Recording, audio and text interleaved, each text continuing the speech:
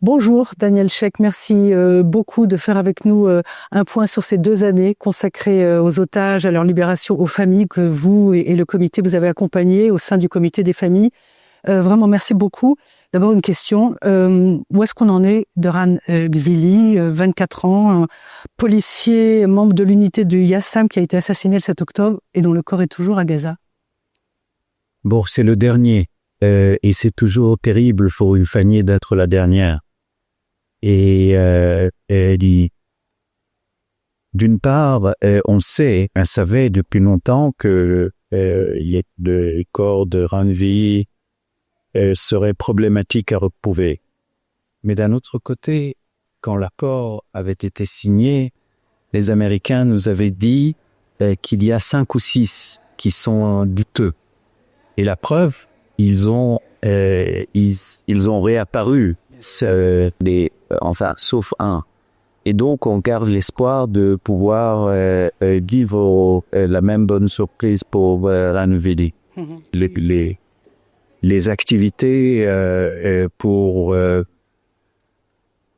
pouvoir rapatrier son corps continuent.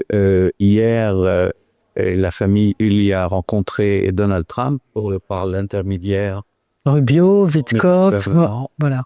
Et d'autres personnalités. Et puis, il y a des rassemblements les vendredis soirs, etc. Donc, il n'est pas question de laisser tomber Ran Gvili.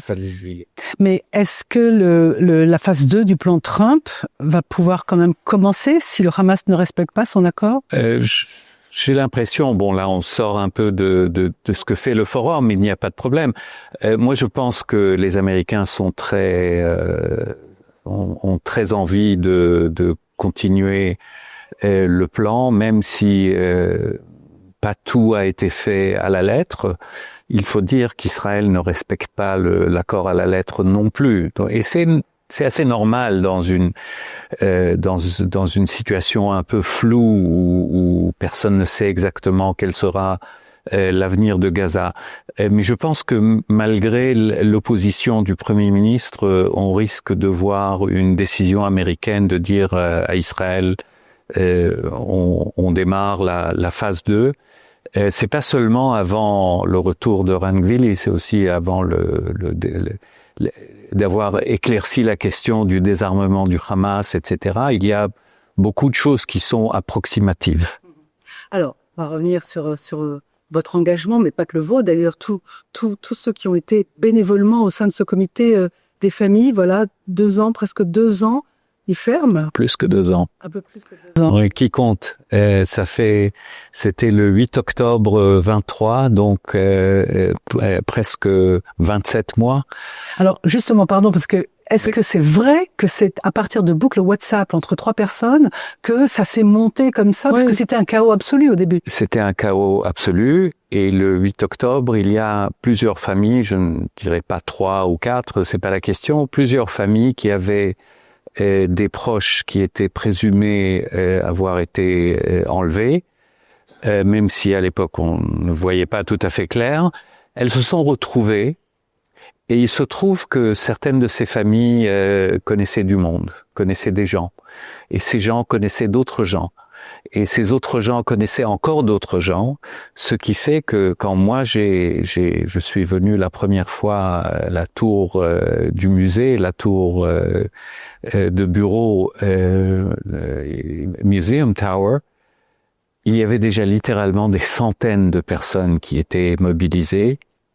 Et c'était des négociateurs, des juristes, des médecins, des psys, des spécialistes en stratégie médiatique, réseaux sociaux, assistantes sociales, etc., etc., etc., qui étaient venus simplement par une sorte de...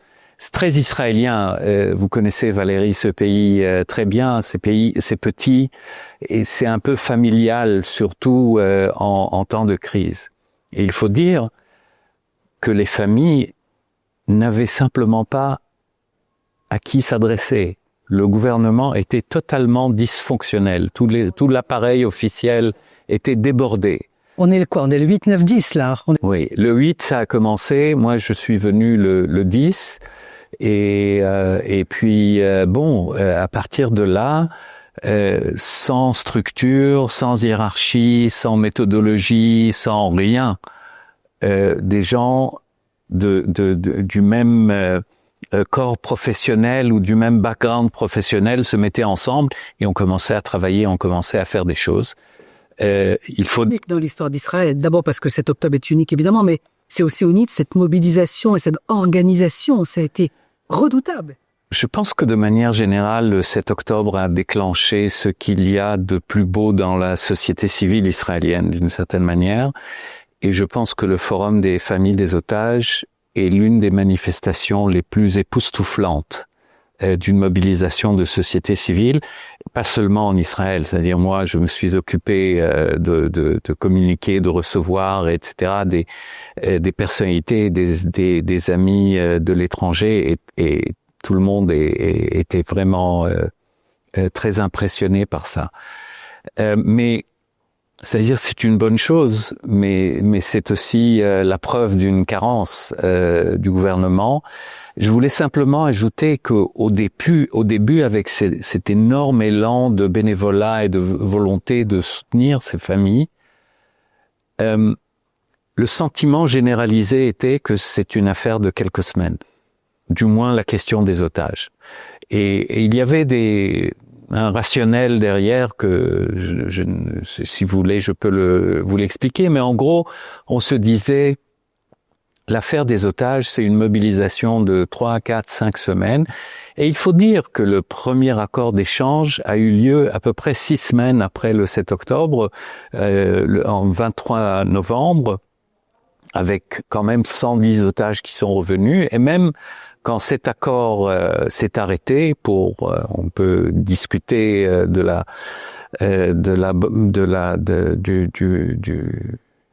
du rationnel de l'avoir arrêté, mais ça c'est du passé. On s'est dit d'accord, ça s'est arrêté, mais ils vont reprendre les négociations et puis très vite les gens vont continuer à revenir. Là malheureusement, on a compris après 1 mois et 2 mois que rien ne s'est passé. Finalement, c'était 14 mois jusqu'au prochain échange. On a compris que c'est pas un sprint, c'est un marathon et on s'est organisé autrement. Ouais. Ça s'est pas ressenti le samedi soir, en tout cas nous on le savait pas, mais non, ça c'est surtout sur le plan organisationnel. Il faut comprendre, Valérie, que c'est une organisation 100% de société civile qui a l'avantage d'être très indépendante et de pouvoir faire et dire ce qu'elle pense. Mais l'inconvénient que nous avons reçu exactement 0 shekel du gouvernement. Donc il fallait financer un appareil comme ça, et je ne vais pas vous dire les chiffres exacts parce que je ne les connais pas. Moi on m'a dit 2 milliards de shekels. Non, je ne sais pas. Mais des centaines de millions de shekels qu'on a levés, des dons à la fois en Israël, beaucoup à l'étranger, et donc à un certain moment, on a compris que oui, les bénévoles, c'est primordial et on va continuer à compter sur eux, mais il faut au moins une structure minimale pérenne de professionnels. Et donc, on est devenu une organisation hybride, si vous voulez, avec je dirais une quinzaine ou une vingtaine de % de personnes payées et autour des bénévoles. Alors, c'est quand même un mouvement qui a fait vaciller aussi le gouvernement, qui a bougé les lignes, ou en tout cas les priorités du gouvernement. Et ce mouvement, finalement, a fédéré des gens qui n'auraient peut-être pas pu être fédérés, c'est-à-dire des gens du nord, du sud, des riches, des pauvres, des laïcs, des religieux, des gens de gauche, des gens de droite.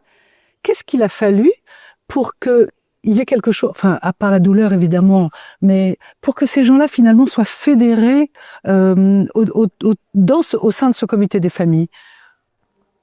D'abord, il faut dire que le Hamas n'a pas fait la différence entre les riches et les pauvres, les gens du Nord et les gens du Sud, etc., etc. Donc, parmi les victimes, c'est-à-dire les otages et leurs familles, il y avait des gens d'un peu partout. Je dis un peu partout parce qu'on ne peut pas dire que les victimes du 7 octobre étaient forcément exactement à l'image de la société israélienne. C'était d'une part des gens des kibbutzim du sud. Non, mais la Nova a changé un peu la donne. Et Nova, politiquement, oui, et socialement, mais pas religieusement, parce qu'il s'agit quand même de jeunes qui sont venus faire une fête alcoolisée et droguée, un Shabbat et fête. Donc, c'est pas entièrement la société israélienne. Mais je pense qu'il y a deux choses. La première, c'est que nous avons veillé à ce que, on ne peut pas dire que ce ne soit pas un combat politique, parce qu'il était politique. Il était absolument politique, mais qu'il ne soit pas partisan. C'est-à-dire que un maximum de familles qui venaient vraiment de tous bords politiquement, un maximum de familles se sentent à l'aise sous notre toit. D'un autre côté, on ne peut pas être trop, comment dirais-je, trop soft, trop anémique. Il faut quand même que ce soit un combat un peu musclé, des fois, face au gouvernement, ou face aux Américains, ou face à l'opinion publique, ou face aux détracteurs, etc. Et je pense qu'on a, grosso modo, sur plus de 2 ans, on a su maintenir ça. Il y a eu des familles qui ont formé un groupe alternatif. Il était très petit, avec un nombre... Tikva. Forum Tikva, avec un très petit nombre de familles. La famille de Ranvili appartient à... Par exemple, mais c'est un très bon exemple.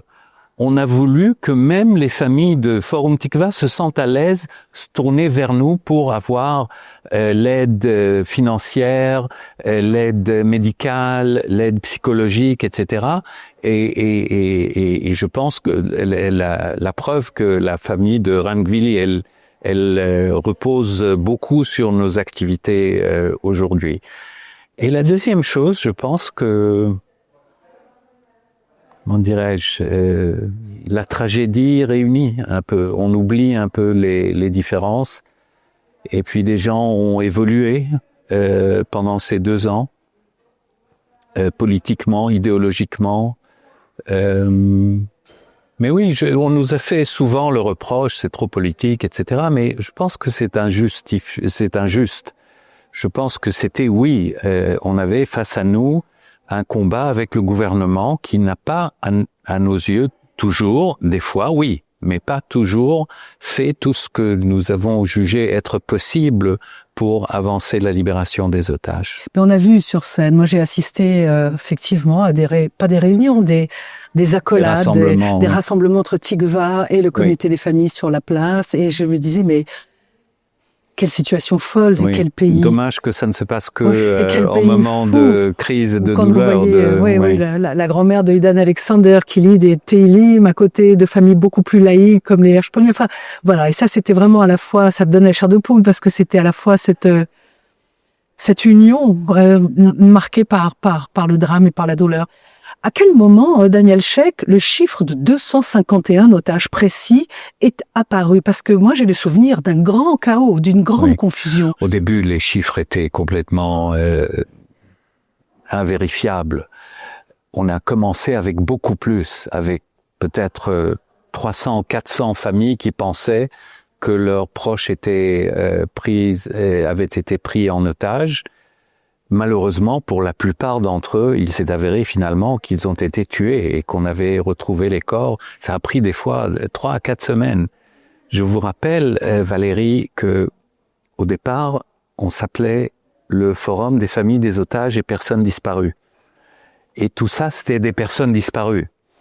Et donc, finalement, après quelques semaines, ça s'est stabilisé sur 251, plus les 4 anciens otages qu'on a pris un peu sous notre aile, et donc on parlait toujours de 255 otages, dont 251 du 7 octobre. Le comité ferme ses portes, a annoncé qu'il fermait ses portes. À l'heure où nous parlons, littéralement, aujourd'hui, le 31 décembre, on est en train de fermer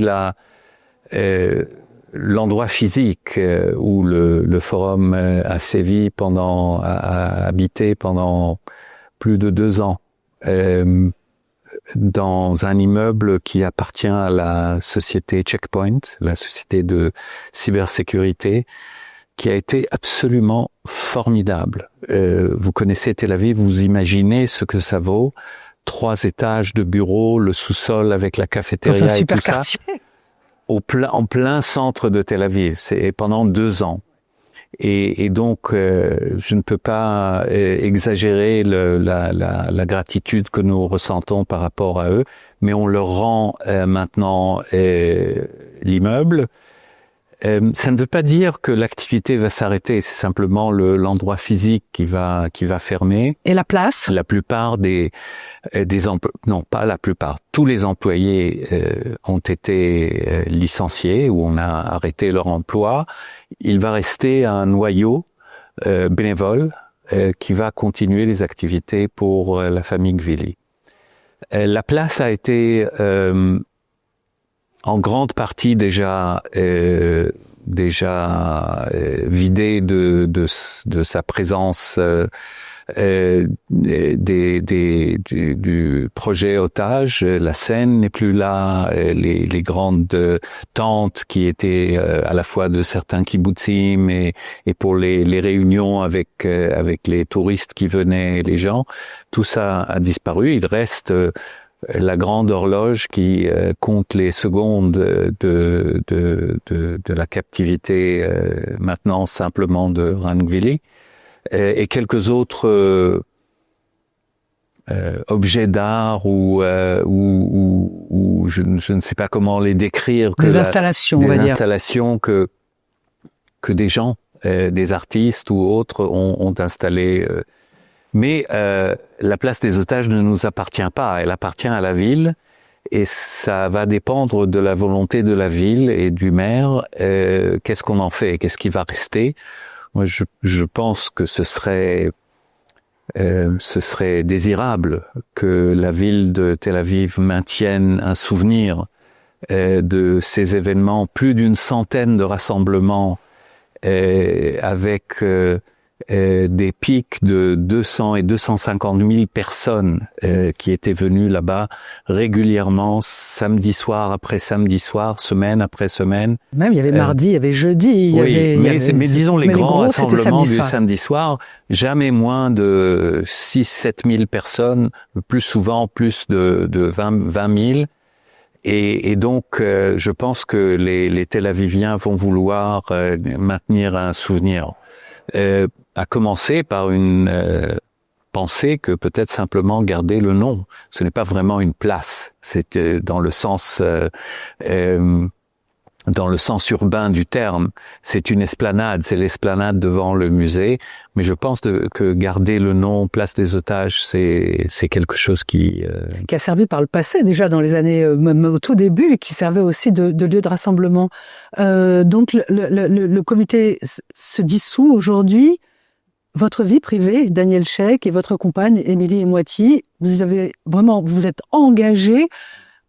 Qu'est-ce que vous ressentez? Comment vous voyez maintenant les choses? D'abord, un grand bonheur. Parce que, vous savez, quand on s'est réunis au début, là, on disait toujours en souriant, on est une organisation qui n'a qu'un seul objectif, c'est de disparaître. Et voilà, nous y sommes presque. Il reste le dernier centimètre de ce combat.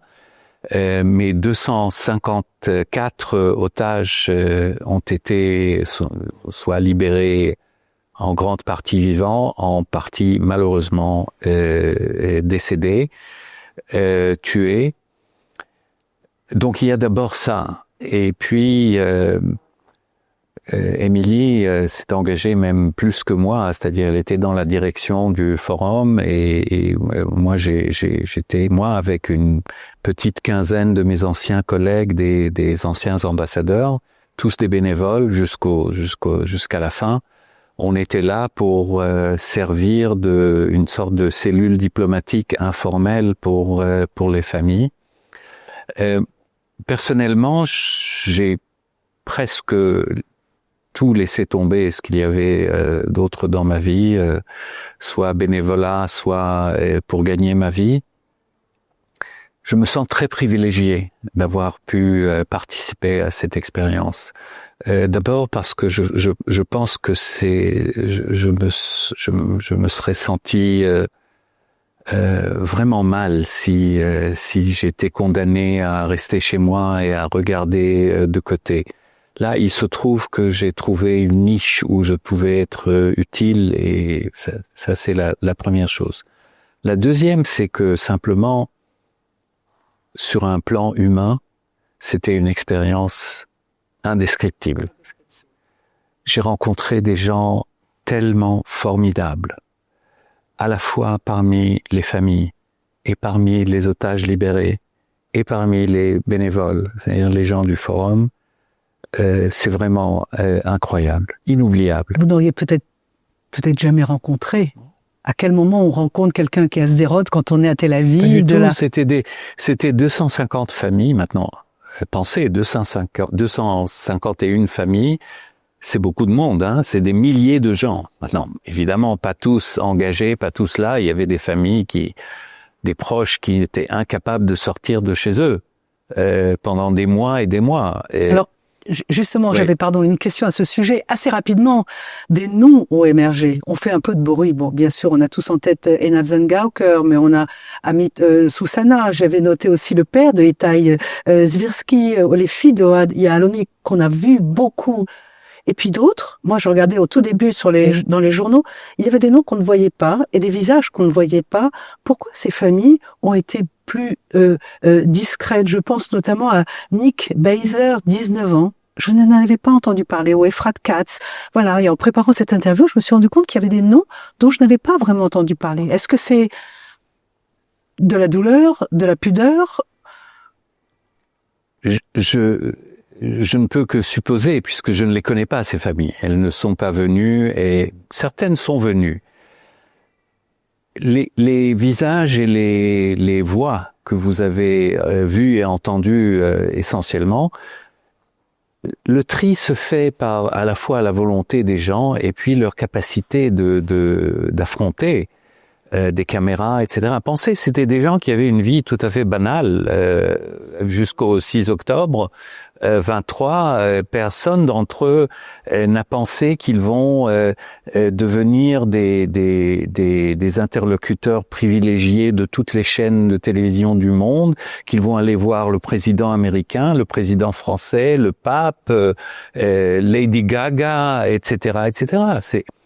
Et donc, il y a certaines personnes qui se sentent plus à l'aise à le faire. Vous avez mentionné quelques noms, mais il y a Ruby Chen, qui a vraiment été déterminant dans le tissage des relations avec l'administration américaine, avec l'opinion américaine, etc.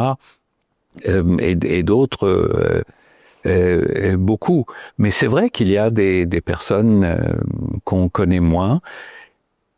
Également, parmi les otages libérés, il y a certaines qui ont tout de suite rejoint le combat pour les autres, et d'autres qui ont disparu, qui sont revenus dans leur famille, etc. Et les deux sont parfaitement légitimes et compréhensibles. C'est un peu une question de caractère, de personnalité. Comment ça se passait à la fin des manifestations? J'ai assisté une fois, alors c'était pas sur la place d'otages, c'était à la place Dizengoff. Et il y avait un événement, et il y avait des familles d'otages, et il y avait de la musique, des concerts, des slogans, des larmes. Et puis, après, tout le monde est parti. Et puis, il était très tard, et j'ai vu des parents d'un otage rentrer seuls, main dans la main. Je me suis dit, c'était déchirant. Ils vont rentrer chez eux, tout seuls, dans leur maison, tout seuls. C'était terrible, parce qu'il y avait plus cette masse autour d'eux. Comment ça se passait le samedi soir? Parce que tous n'habitaient pas à Tel Aviv, j'imagine. Donc une fois que la manif est terminée, qu'est-ce qui se passe? D'abord, pas tous étaient là-bas tous les samedis. Beaucoup de ceux qui n'habitaient pas à Tel Aviv habitaient temporairement à Tel Aviv et alentour, notamment les gens des kibbutzim qui n'avaient plus d'adresse, ne pouvaient pas rentrer chez eux, etc. C'est à ça qu'a servi l'argent. ça qu'a servi l'argent. Et puis après, c'était pris en charge par le gouvernement. Après un certain temps, quand même, le gouvernement et les instances officielles ont repris leur devoir, du moins en partie. Et cette partie-là, c'était le gouvernement qui s'en est chargé.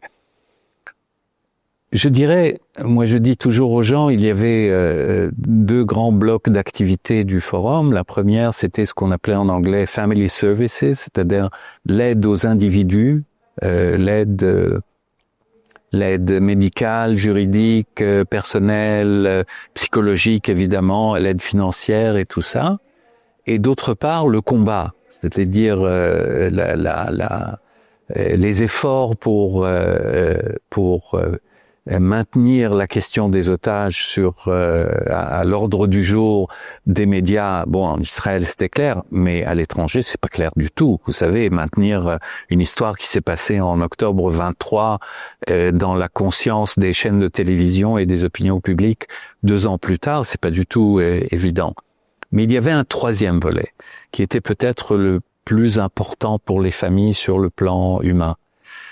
C'est que c'est créer une communauté, une véritable communauté, avec énormément de solidarité, y compris, et je reviens sur ce qu'on a parlé tout à l'heure, y compris entre des gens très très différents, qui ne se seraient jamais rencontrés. Vous parlez de moi je n'aurais pas rencontré, mais eux, entre eux. Et je reviens au QG du forum, et surtout l'étage sous-sol avec la cafétéria et ça. Après quelques mois, la vie à Tel Aviv avait repris plus ou moins normal. Et c'est bien, c'est une bonne chose. Mais si vous êtes mère d'un otage ou fille d'un otage et que vous sortez du QG et vous voyez les cafés, les gens font leur train-train quotidien, vous pouvez vous sentir très seul et très délaissé. Et donc, le fait d'avoir cet endroit, et je cite là beaucoup de familles qui disaient, ici, on peut pleurer ensemble, on peut aussi rire ensemble, faire des blagues macabres sur des enlèvements, etc. Parce qu'on est tous dans la même situation, on est tous égaux ici. Et j'ai dit c'est devenu une communauté, je pense que c'est presque une famille. Pour beaucoup, ils vont rester en contact, ils ont tissé. Nous, les gens autour, les bénévoles et les professionnels là-bas, moi je dis on est des petits cousins de cette famille, mais c'est vrai, vous avez raison. C'était très important d'avoir un endroit, un safe space, comme on dit en anglais, un endroit où on est à l'aise, où tout le monde est dans le même bain. Alors, une toute petite question, c'est pas du tout politique, mais quand même, avant qu'on passe au reste. Non, vous avez dit dans une interview, pour terminer sur cette partie-là, vous avez dit dans une interview au mois d'août que la guerre ne servait plus à rien. Vous avez également dit, Daniel Sheikh, on ne peut pas avoir à la fois un accord et intensifier les combats. Avec le recul, est-ce que vous maintenez ces positions, d'autant que j'ai lu il n'y a pas très longtemps des prises de position d'Israéliens et de Juifs en diaspora qui étaient contre les accords pour la libération des otages et qui voulaient taper encore plus fort. Avec le recul, est-ce que vous maintenez vos positions? Absolument. Je suis convaincu qu'on aurait pu avoir le même résultat, disons en mai 24. Maintenant, soyons clairs. Je n'ai aucun doute du bien fondé de la guerre qu'Israël a menée contre le Hamas après le 7 octobre. La responsabilité de cette situation tragique, y compris celle des Gazaouis, peut-être plus que tous celle des Gazaouis, elle est sur les épaules du Hamas. La responsabilité est là-bas. Et donc, c'était absolument justifié de riposter. Et c'est pas juste une question de riposte pour se sentir bien, mais aussi de faire les efforts pour éliminer toute possibilité que cela reprenne. En avril ou mai 24, on commençait déjà des à filtrer des prises de position de militaires, certainement de politiques, mais aussi de militaires, qui disaient, en fait, on fait du surplace. On n'est arrivé pas au bout, on peut toujours faire un peu plus, mais on n'avance pas véritablement, notamment à cause de la présence des otages. Parce qu'il y avait des zones entières à Gaza que l'armée ne voulait pas toucher pour peur de nuire à des otages. Et il faut rappeler, il y a des otages qui ont péri. Sans évidemment que c'était totalement accidentel, mais le risque était là. Yotam Chaim, Oui. Ahmed Al-Kala Oui. et Shanron Al-Braz. D'ailleurs, oui, voilà. Oui, je ne me souviens plus Oui, des noms, voilà. mais je suis plus vieux que vous, ma mémoire est encore moins bonne. Mais donc le risque existait. Mais il y avait déjà un accord sur la table, une proposition sur la table qui n'était franchement pas très éloignée de ce qu'on a signé un an et demi plus tard, ou un an plus tard. Et donc, je maintiens. Et c'est vrai qu'il a fallu l'intervention d'un Donald Trump pour obliger, d'une certaine manière, Israël à signer, et il a fallu l'intervention très musclée des médiateurs arabes pour obliger le Hamas à signer. Parce que je reviens un peu à ma casquette diplomatique, c'était une négociation bizarre. Parce que c'est une négociation entre deux protagonistes qui, chacun pour des raisons différentes, ne souhaitent pas un accord. Le gouvernement israélien voulait continuer la guerre. Et le Hamas ne voulait pas libérer tous les otages. C'était clair. Et donc, il a fallu cette intervention musclée pour les pousser, les deux, dans un coin duquel ils ne pouvaient plus s'esquiver. Et c'est là qu'ils ont signé, et c'est là où nous sommes aujourd'hui, tant bien que mal. Plus le Qatar avec ses Et je dirais en ambiguïtés. plus, oui, il a fallu Donald Trump, mais Donald Trump était soumis à des pressions contradictoires venant d'Israël. Il y avait le gouvernement, Netanyahou, Ron Dermer et d'autres, qui en gros disaient à Donald Trump, on n'a pas fini, il faut continuer, il faut faire encore un effort, etc., etc. Et puis, il y avait la société civile, notamment ces grands rassemblements, où il y avait un cri du cœur, sauver les otages. Et Trump lui-même a dit, j'ai entendu. Il y avait ces énormes pancartes,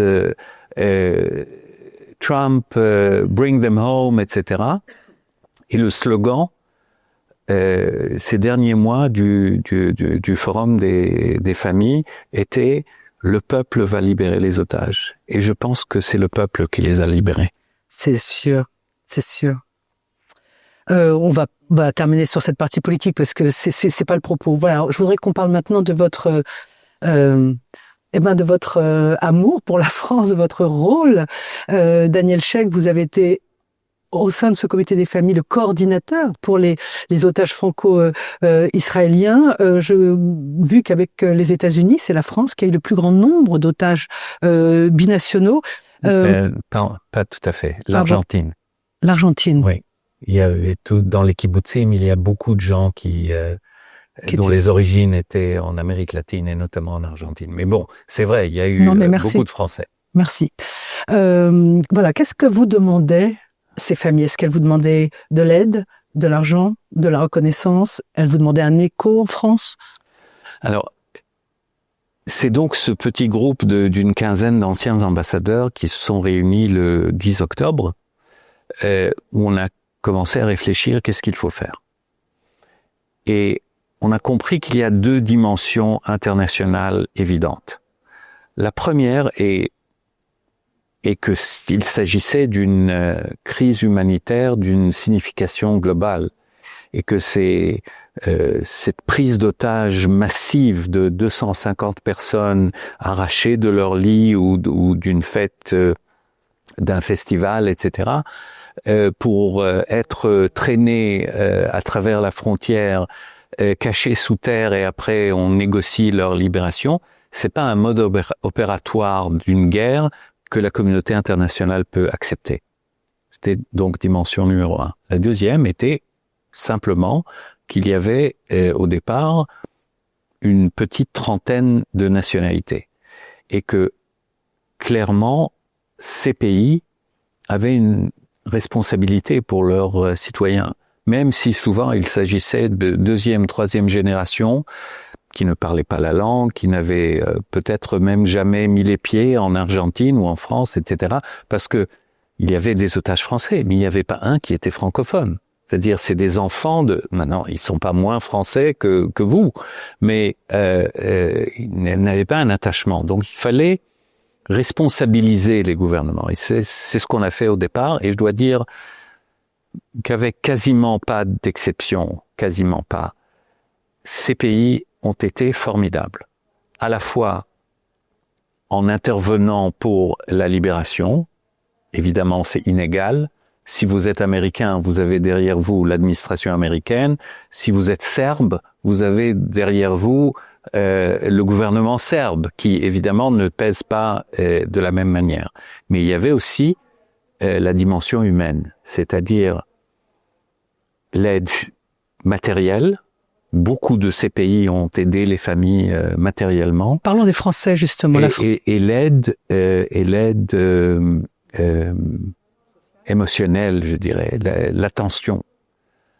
Quasiment toutes ces familles de binationaux vous diront que leur pays, l'ancien pays d'origine, s'est intéressé à leur sort plus que le gouvernement israélien, y compris la France. Donc, qu'est-ce qu'on a fait? Il y a des choses que je ne pourrais pas vous dire, mais je vous dirai avec... Que vous pouvez pas révéler? Je ne peux pas révéler.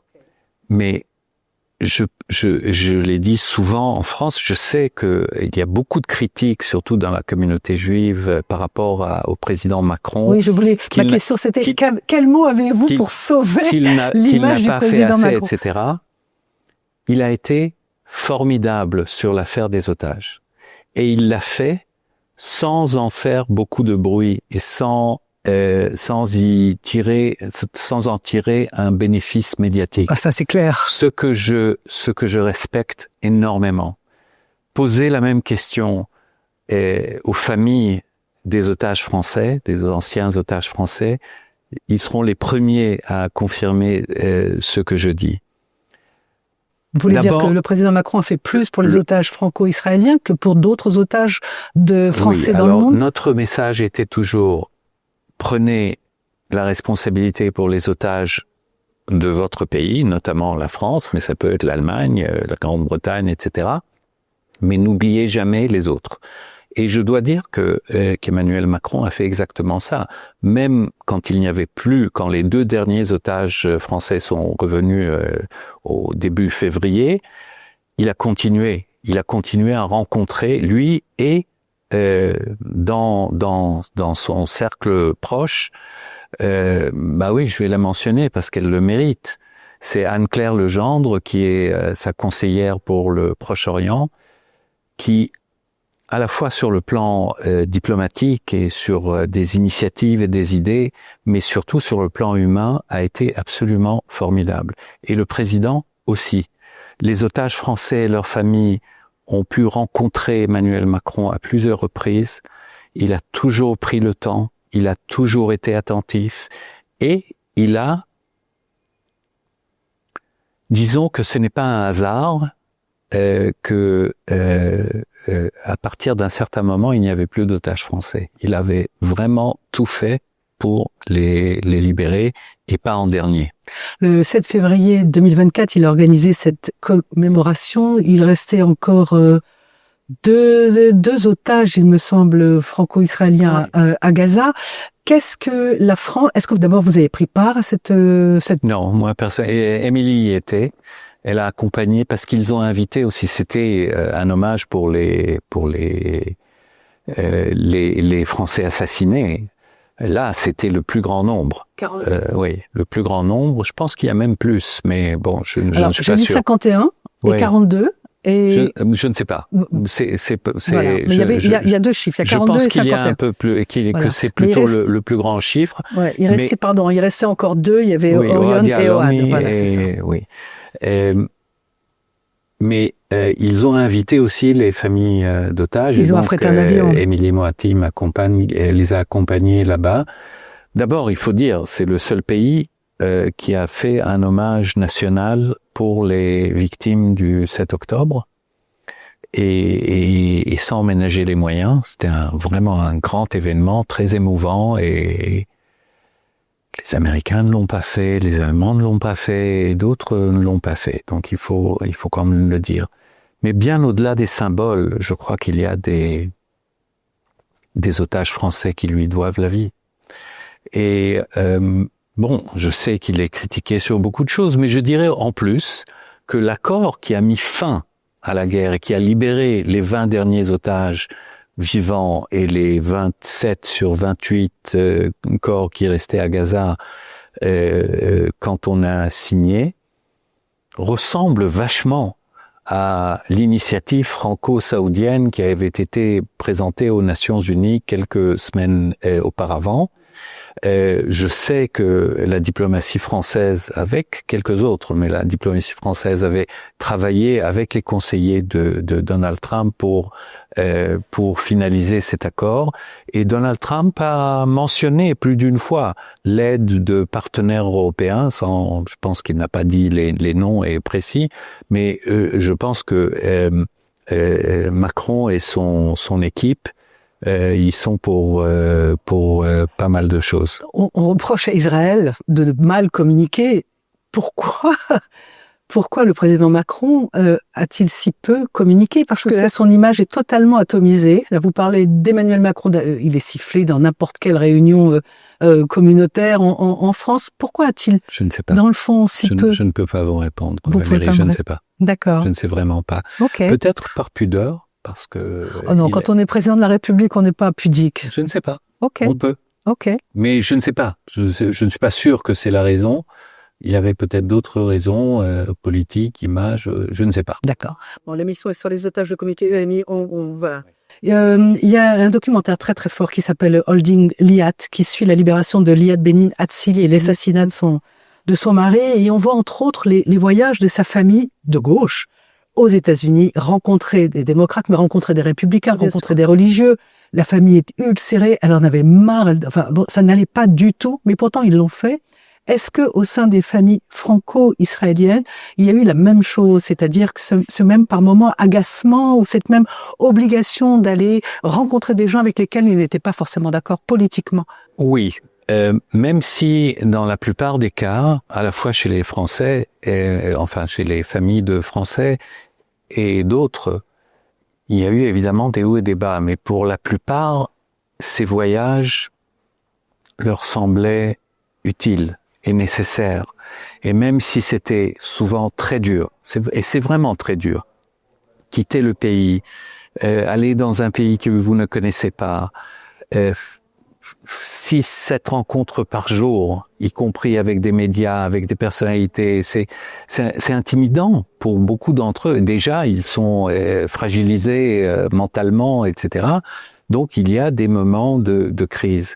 Mais de manière générale, je pense qu'ils ont reconnu l'importance de le faire. Et d'ailleurs, peut-être la contribution la plus importante que cette petite cellule diplomatique informelle du Forum a pu contribuer, c'est d'ouvrir les portes et de raccourcir le chemin entre ces familles et les grands leaders. C'est-à-dire même la première fois qu'elles sont allées dans divers pays, etc., souvent on a pu leur organiser un programme qui était digne d'un chef d'État.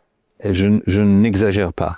Ils ont vu les présidents, les premiers ministres, les ministres des Affaires étrangères, mais aussi toute la presse importante, des personnalités de la société civile, etc., etc.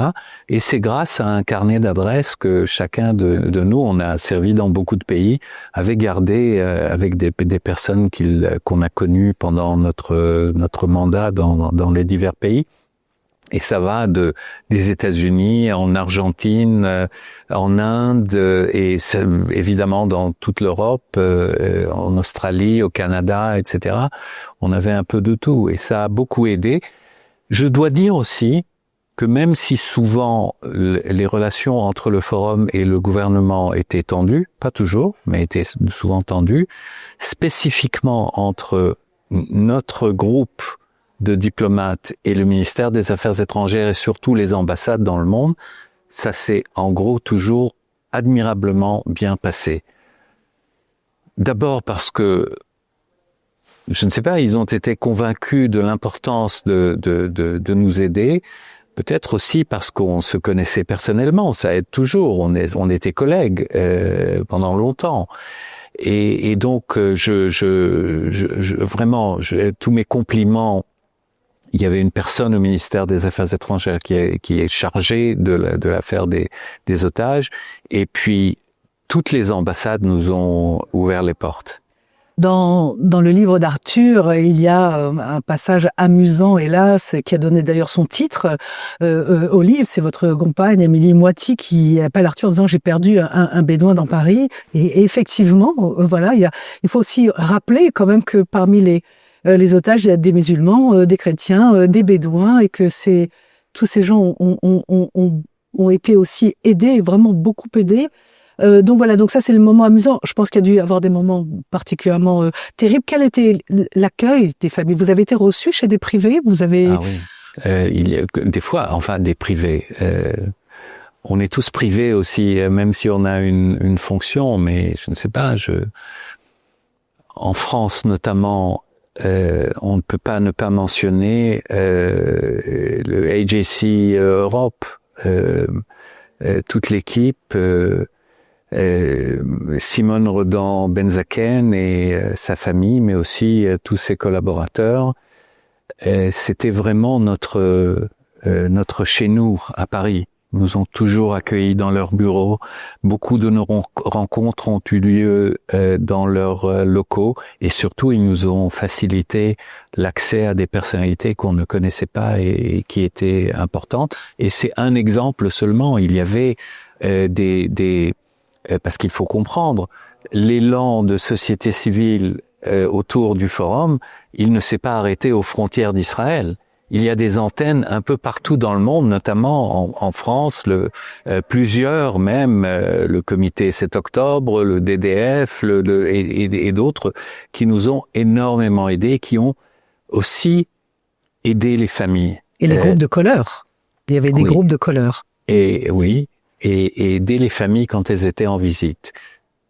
Une aide, c'est pas seulement je vais t'organiser une rencontre avec Nicolas Sarkozy.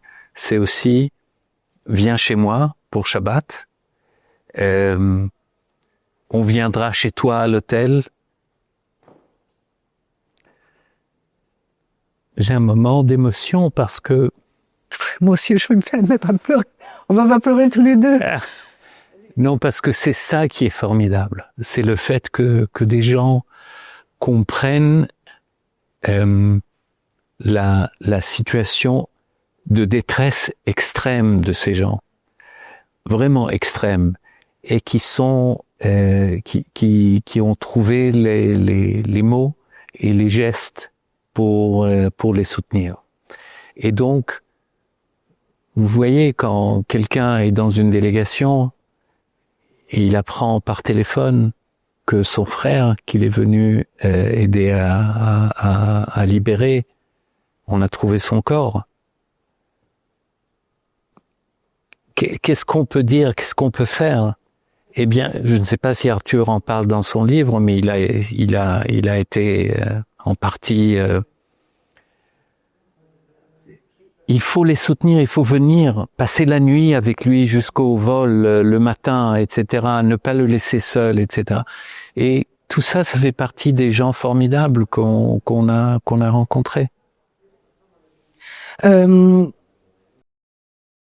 Juste pour terminer cette partie-là, comment expliquer, cette douleur-là, le monde ne l'a pas compris, ne l'a pas saisie, parce que finalement, c'est comme si ces otages, cette douleur, cette peine, étaient passés de l'autre côté de leur conscience. Pourquoi? Je ne suis pas d'accord avec vous. Ah. Je pense que je comprends pourquoi vous le dites, parce qu'il y a eu toutes ces grandes manifestations pro-palestiniennes et la Non, je parle même pas des manifs. Je vous dis juste, par exemple, la rétrospective du journal Libération que je lis, que j'aime, Ouais. c'est pas la question. Dans les grands moments de 2025, il n'y a pas la libération des otages. Bon, Il y a je pense 2 que pages sur Gaza, c'est noté en... c'est un voilà. mauvais choix, mais je pense, Mais- bon, je ne discute pas avec ça, non, bien non, mais sûr voilà, qu'il y c'est a, un exemple. mais je pense que d'abord, les gens qui sont venus nous voir du monde entier, et c'était des politiques, des oppositions, société civile, des personnalités du monde culturel, sportif, médiatique, c'est vraiment des gens toujours solidaires, toujours à l'écoute. La même chose quand on allait ailleurs. Et c'est vrai que on entendait très fort l'opposition à Israël. Mais ça ne représente pas l'opinion publique en général. Je crois que de manière générale, quand quelqu'un écoutait, c'est pour ça que c'était tellement important de leur faire rencontrer les familles d'otages, des témoignages personnels et plus tard des otages libérés.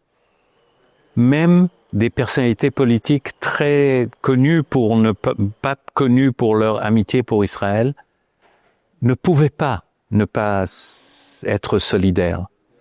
Et donc je pense qu'il y a une compréhension de la douleur de ces gens et d'une certaine manière on a essayé d'amplifier Bien sûr. et d'ouvrir un peu au grand public.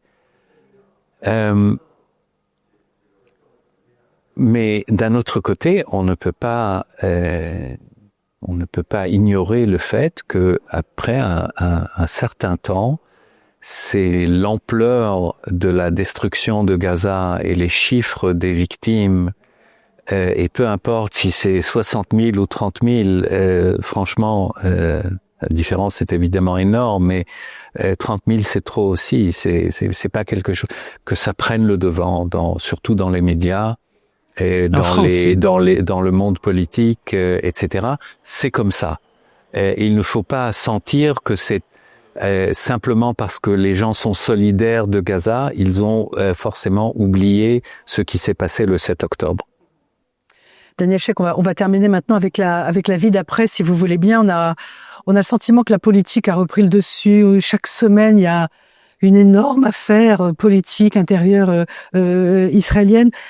Qu'est-ce qu'elles deviennent, les familles? Vous l'avez dit, elles ont constitué un noyau, mais voilà, est-ce que l'État hébreu s'en occupe? Est-ce que, je sais pas, Gal Hirsch, même s'il est parti, est-ce qu'il continue de s'intéresser à eux? Ou qu'est-ce qu'ils deviennent maintenant, les otages et leurs familles? L'un n'est pas forcément directement lié à l'autre. D'accord. Parce que les crises et les scandales, etc.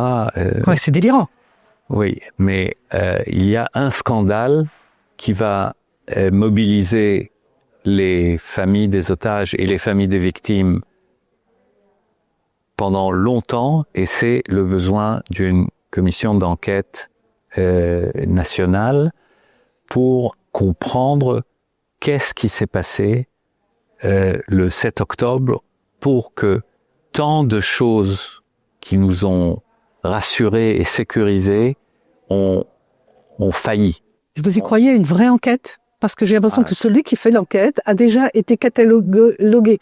S'il est politique, alors ça ne va pas. S'il est militaire, ça ne va pas. Il y a une méthode légale en Israël qui s'appelle la commission d'enquête nationale. Il faut suivre le même, comme après Kippour, comme après Sabra et Shatila, comme après d'autres événements qui ne concernaient pas nos voisins.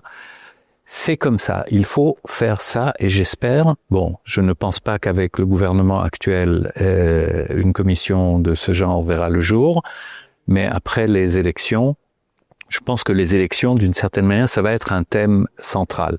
Donc là-dessus, forcément, les familles d'otages vont être très mobilisées. Maintenant, pour le reste, d'abord, oui, l'État les a pris en charge. Les familles, du jour au lendemain, on coupe tout, mais les otages eux-mêmes vont rester à la charge de l'État jusqu'à leur dernier jour, comme les blessés de guerre, comme les... Donc il y a une aide de l'État, ils sont pas abandonnés. Ils disent en grande majorité qu'elle est insuffisante, et c'est la raison pour laquelle vous voyez aussi des mobilisations de collecte, etc. Il faut comprendre qu'il y a des familles qui déjà au départ étaient dans le besoin, et évidemment aujourd'hui avec un otage ou une otage revenu qui est avec des besoins et avec des maisons détruites, etc. Mais c'est vrai, par exemple, l'accession à la propriété, une rente tous les mois de 6 000 shekels, est-ce que c'est vrai? Oui, Okay. c'est vrai. C'est vrai, comme pour les familles des victimes de guerre, c'est la même chose. Mishpachot Shakulot, elles aussi, elles reçoivent une rente de l'État, et c'est absolument normal de le faire. Ces gens ont subi des choses terribles à cause d'une faute de l'État. Maintenant, je ne parle pas qui est personnellement responsable, c'est pas ça. L'État, en tant qu'institution, a failli à ces gens et à ces familles, et il y a des conséquences. Et ça, c'est une des conséquences, et je pense que il n'y a pas de discussion là-dessus, ni dans l'opinion publique, ni au gouvernement. À partir de là, c'est à nouveau très personnel. Il y a des familles qui se replient, qui ne veulent plus avoir affaire avec la vie publique, etc. Et d'autres, vous verrez, éventuellement, certains otages ou certaines familles, des membres de famille, qui vont entrer en politique, pourquoi pas, qui vont rester des figures dans les médias, pourquoi pas, on verra. Yarden Bibas a reçu plus de 6 millions de shekels. Comment il va? Vous avez des... Je ne sais pas, je ne l'ai pas rencontré depuis très longtemps. Je pense que la famille Bibas est tellement emblématique de cette tragédie que ça ne m'étonne pas du tout que la société israélienne, et d'ailleurs pas que israélienne, se mobilise pour lui. Les visages des enfants Bibas ont fait le tour du monde. Et d'ailleurs, c'est ce qui, sur la question de l'image, a sans doute le plus nui au Hamas. C'est l'affaire de la famille Bibas. Les enfants orphelins qui ont perdu leur père et leur mère, est-ce qu'ils ont tous été adoptés? Est-ce que vous savez ce qu'ils... Non, enfin, adoptés. Ils ont tous une famille. Oui, bien sûr. Il n'y a personne qui est resté, à ma connaissance, il n'y a pas une personne qui est restée sans soutien familial. Mais c'est aussi, on peut comprendre la complexité du traumatisme. C'est pas seulement qu'il y avait un membre de la famille qui était otage, c'est aussi que d'autres membres de la famille ont été tués. Et souvent, les otages ne savaient pas le sort de leurs proches etc. Et donc, et tout ça va nécessiter un processus très très long de retour à une vie normale, un processus, un chemin qui va peut-être peut-être jamais se terminer. Vous pensez que vous, moi, tous, le pays retrouverait une vie normale? Je ne crois pas, moi. Oui, enfin, je ne sais pas exactement comment on définit une vie normale. La normalité. Moi, ça m'a changé, sans aucun doute, sur le plan personnel. Pas tellement sur le plan politique ou idéologique. Moi, j'ai 70 ans, mes opinions sont plutôt bien installées. Mais sur le plan humain, sur le plan personnel, ça m'a beaucoup changé. Je dois dire que vous savez, j'ai eu une carrière que j'ai adorée, et j'ai le dernier poste, ambassadeur à Paris, c'était quelque chose que je rêvais toujours de faire, et donc c'est vrai que j'ai pris une retraite anticipée, mais c'est simplement parce que je pensais que c'était un peu le sommet de ce que je pouvais faire, et c'était le moment de partir. Mais je ne me suis jamais senti faire quelque chose de valeur comme pendant ces 2 dernières années. Et on peut comprendre pourquoi la diplomatie, c'est un peu à 30 000 pieds, vous savez, c'est un peu abstrait. Là, vous touchez les gens que vous essayez d'aider et c'est une expérience que je n'oublierai jamais. On a vu que Matan s'est fiancé avec Ilana Kryslewski. On a vu Miachem qui incarnait une marque de robe de mariée. On a vu Alon Noël qui a donné un concert. Ofer Calderon qui a roulé avec le Tour de France. Elisha Rabi qui a défilé à la Fashion Week en Israël. Et son livre d'ailleurs est numéro 4 des ventes à un moment donné. Et Sagi Dekelchen qui a fait la pub de la banque Nisraï. Eux aussi, ce drame, cette catastrophe leur a changé la vie. Bien sûr. Bien sûr. Vous échangez avec eux là-dessus? Vous savez, on a tous des liens particuliers avec certaines familles, pas avec tout le monde. Vous savez, c'est beaucoup trop de monde, mais il y a quelques familles avec lesquelles, Émilie plus que moi, parce qu'elle a beaucoup voyagé avec les familles, et ce sont des moments très très éprouvants. Et parce qu'ils sont éprouvants, ça crée des liens. Donc elle a un peu plus de liens que moi. Mais oui, il y a certaines familles avec lesquelles j'espère qu'on va garder l'amitié qu'on a vécue pendant cette crise. Pour la plupart, il y avait un bon dénouement, mais pas pour tout le monde. Pas pour tout le monde. On parle de Israël, pays divisé. Je suis pas sûr qu'il existe un pays dans lequel tout le monde est uni, mais c'est vrai qu'autour des otages, le peuple d'Israël a été en majorité uni. Est-ce que cette unité perdure encore aujourd'hui, selon vous? De manière générale ou sur l'affaire des otages? Sur l'affaire des otages. Je pense que oui. Unité, c'est un grand mot. Vous savez, je dis toujours à mes interlocuteurs étrangers que le consensus, c'est un truc pas très juif.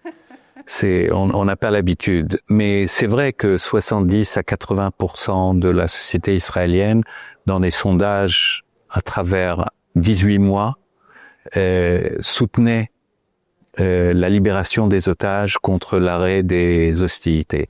Et je pense que ils ne le regrettent pas. Je pense que la libération des 20 derniers vivants en une fois, ce qui était totalement inespéré, personne n'a vu venir, c'était un des moments les plus réjouissants que ce pays a connu, pas seulement ces 2 dernières années, mais depuis toujours.